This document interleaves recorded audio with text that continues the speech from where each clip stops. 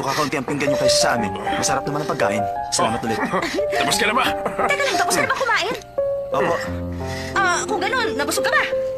Busog na nga. Aba, kumain ka ba? palang gumalang ang kumag na ito. Mabaitin pala. Tumabi ka nga dyan. Bakit ka ba bumabato sa babae?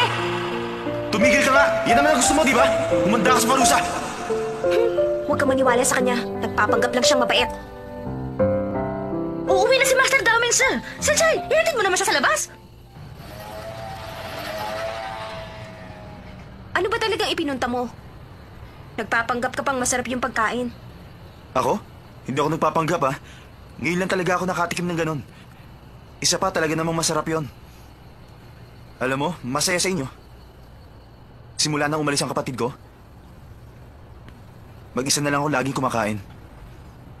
Ang bawat pamilya talagang may kanya-kanyang problema. Maraming bagay ang hindi nabibili ng pera. Tulad ng pagmamahalan ng pamilya. Gusto mong pumunta sa Hawaii?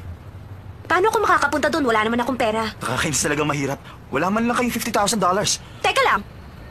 Huwag kang mag-alala. Sagot ko na yun. Ano? Tama sinabi Kahit mo. na